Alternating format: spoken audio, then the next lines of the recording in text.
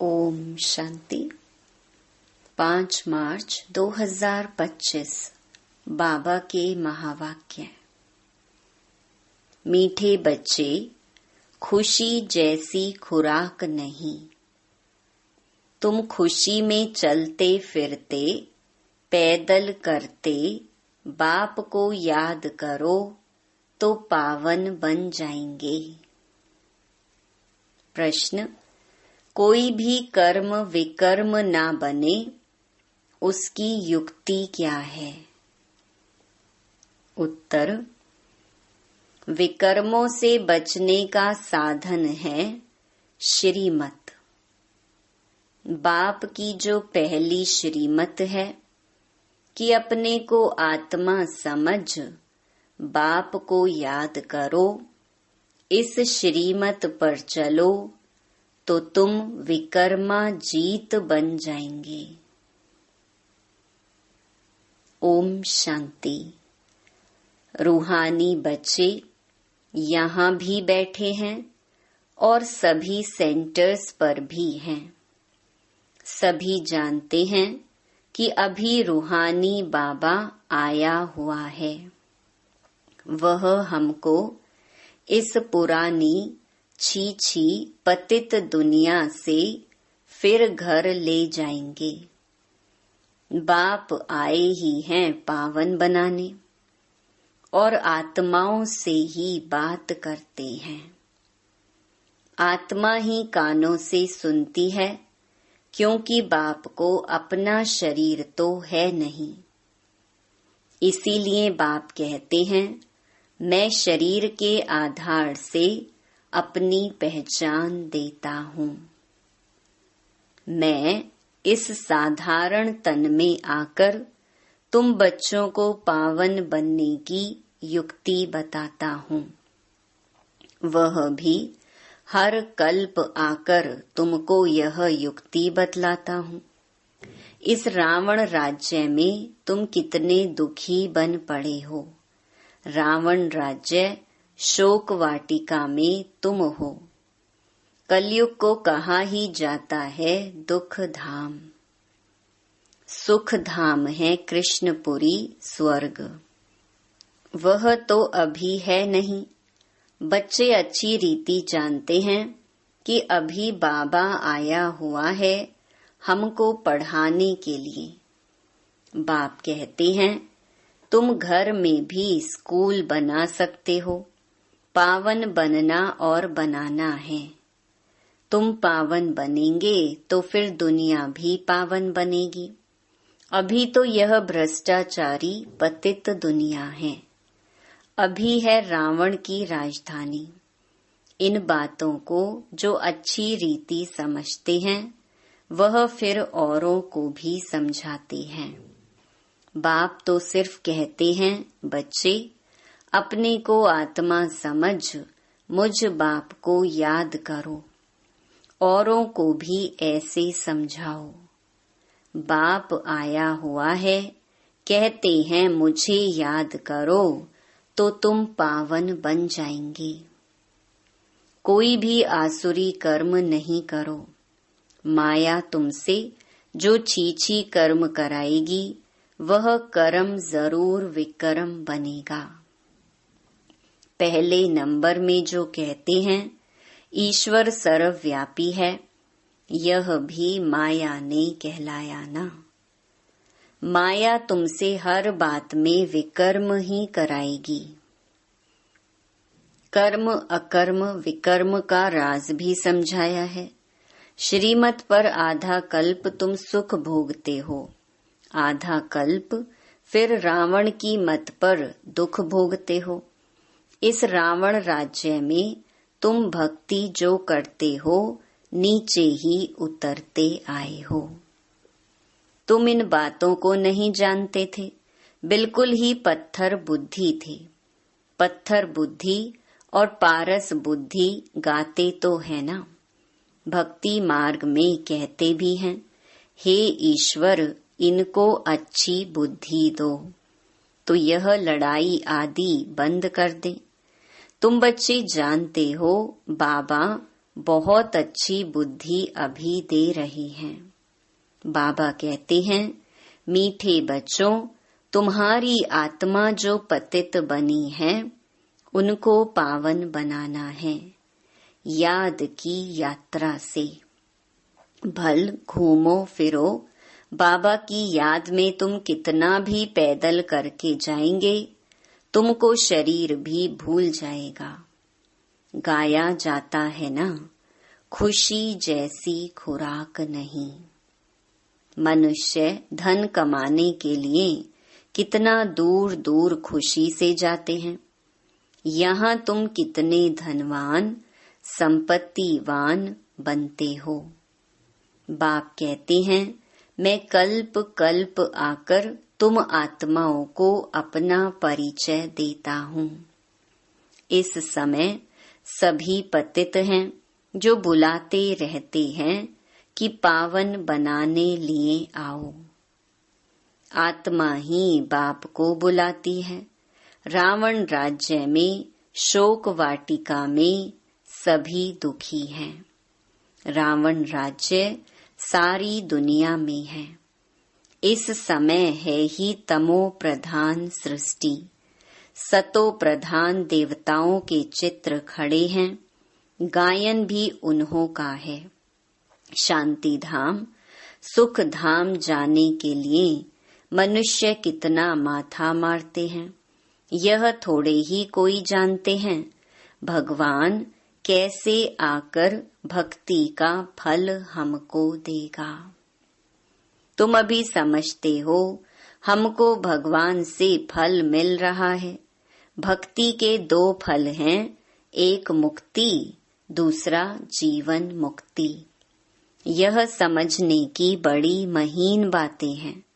जिन्होंने शुरू से लेकर बहुत भक्ति की होगी, वह ज्ञान अच्छी रीति लेंगे तो फल भी अच्छा पाएंगे। भक्ति कम की होगी तो ज्ञान भी कम लेंगे, फल भी कम पाएंगे। हिसाब है ना, नंबरवार पद है ना।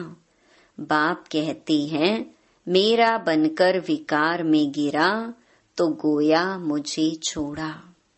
एकदम नीचे जाकर पड़ेंगे। कोई तो गिरकर फिर उठ पड़ते हैं, कोई तो बिल्कुल ही गटर में गिर जाते। बुद्धि बिल्कुल सुधरती ही नहीं।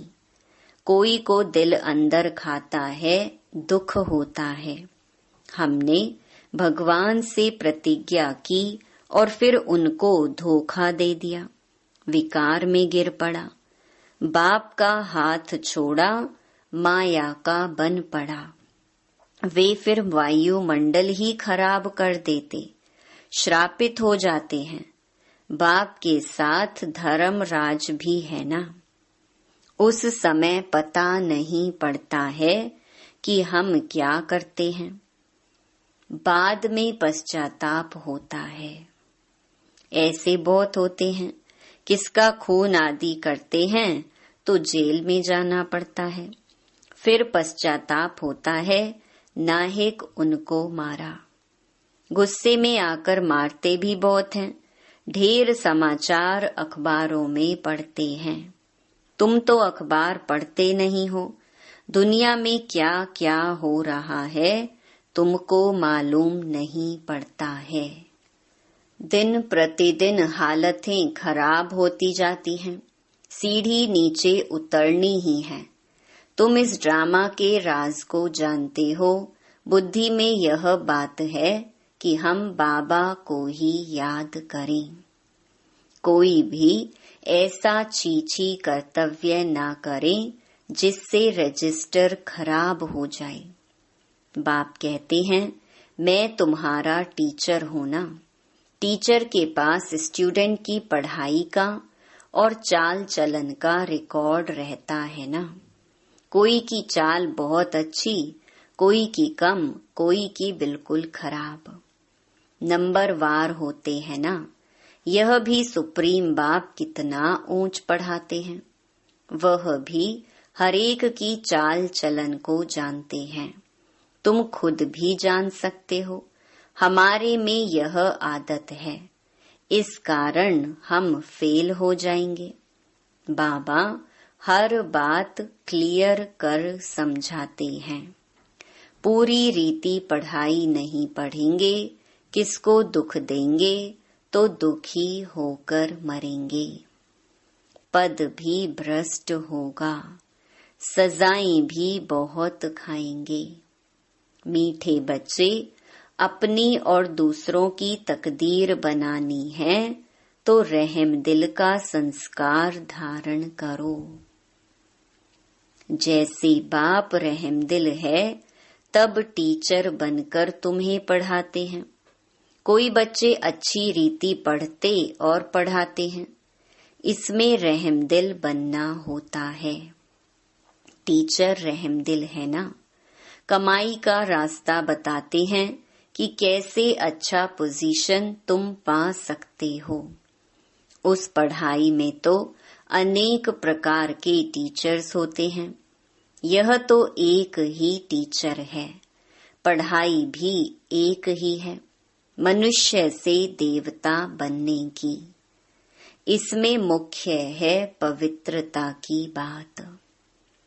पवित्रता ही सब मांगते हैं।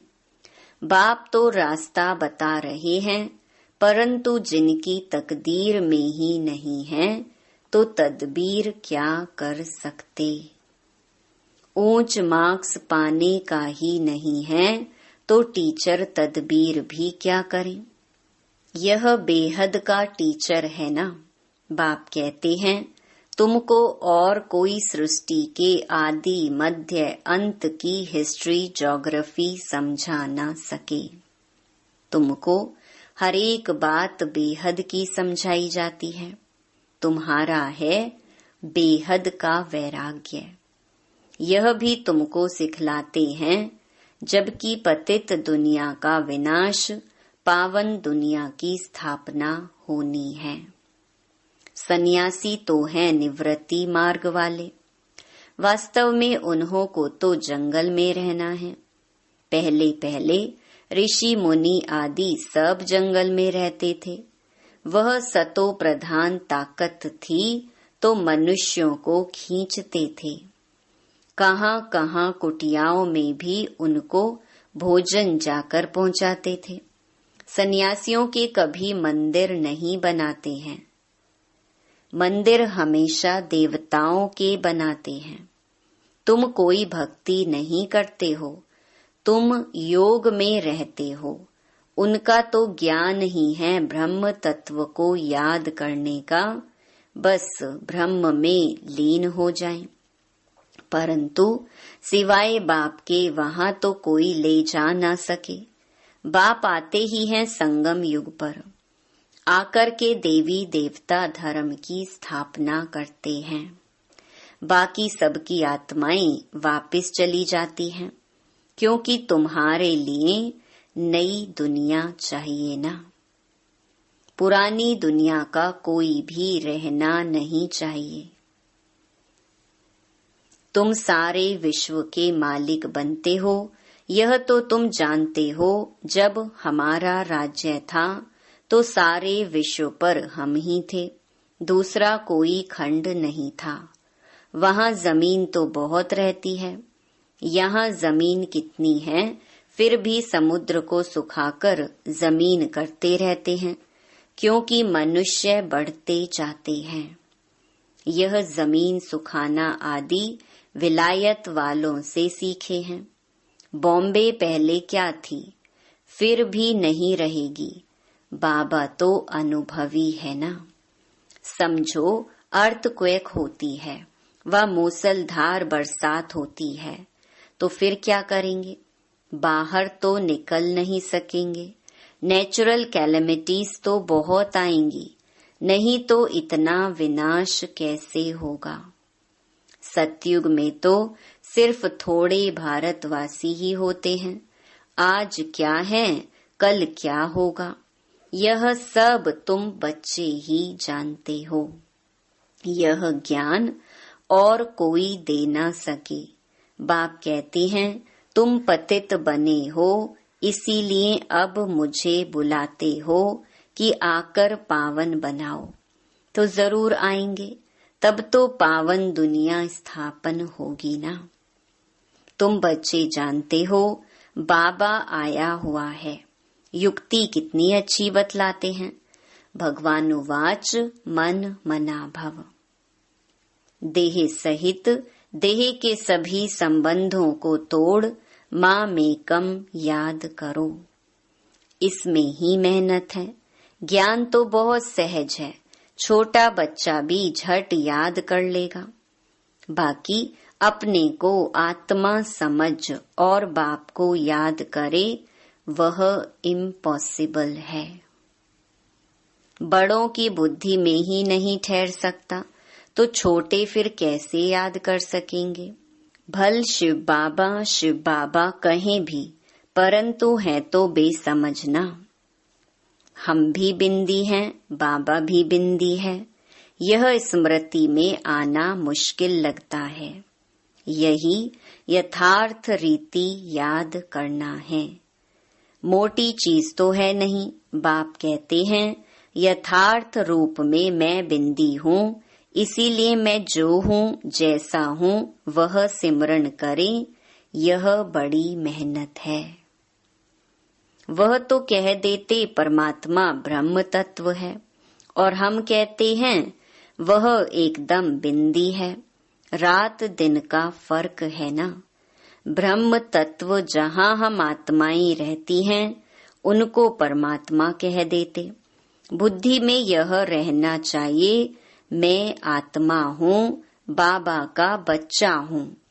इन कानों से सुनता हूँ, बाबा इस मुख से सुनाते हैं कि मैं परम आत्मा हूँ, परे ते परे रहने वाला हूँ। तुम भी परे ते परे रहते हो, परंतु जन्म मरण में आते हो, मैं नहीं आता हूँ। तुमने अभी अपने 84 जन्मों को भी समझा है, बाप के पार्ट को भी समझा है। आत्मा कोई छोटी बड़ी नहीं होती है। बाकी आयरन एज में आने से मैली बन जाती है। इतनी छोटी सी आत्मा में सारा ज्ञान है। बाप भी इतना छोटा है ना, परंतु उनको परम आत्मा कहा जाता है। वह ज्ञान का सागर है, तुमको आकर समझाते हैं। इस समय तुम जो पढ़ रहे हो, कल्प पहले भी पढ़ा था, जिससे तुम देवता बने थे। तुम्हारे में सबसे खोटी तकदीर उन्हों की है जो पतित बन अपनी बुद्धि को मलिन बना देते हैं, क्योंकि उनमें धारणा हो नहीं सकती। दिल अंदर खाती रहेगी। औरों को कह न सके पवित्र बनो। अंदर समझते हैं पावन बनते बनते हमने हार खा ली, की कमाई सारी चट हो गई। फिर बहुत समय लग जाता है। एक ही चोट जोर से घायल कर देती है। रजिस्टर खराब हो जाता है। बाप कहेंगे तुम माया से हार गए, तुम्हारी तकदीर खोटी है। माया जीत जगत जीत बनना है। जगत जीत महाराजा महारानी को ही कहा जाता है, प्रजा को थोड़े ही कहेंगे। अभी दैवी स्वर्ग की स्थापना हो रही है। अपने लिए जो करेगा सो पाएगा। जितना पावन बन औरों को बनाएंगे, बहुत दान करने वाले को फल भी तो मिलता है ना। दान करने वाले का नाम भी होता है। दूसरे जन्म में अल्प काल का सुख पाते हैं। यहाँ तो 21 जन्म की बात है। पावन दुनिया का मालिक बनना है। जो पावन बने थे वही बनेंगे। चलते चलते माया चमाट मार एकदम गिरा देती है। माया भी कम दुष्तर नहीं है। 8-10 वर्ष पवित्र रहा, पवित्रता पर झगड़ा हुआ, दूसरों को भी गिरने से बचाया और फिर खुद गिर पड़ा। तकदीर कहेंगे ना। बाप का बनकर फिर माया का बन जाते हैं तो दुश्मन हो गया ना। खुदा दोस्त की भी एक कहानी है ना। बाप आकर बच्चों को प्यार करते हैं, साक्षात्कार कराते हैं।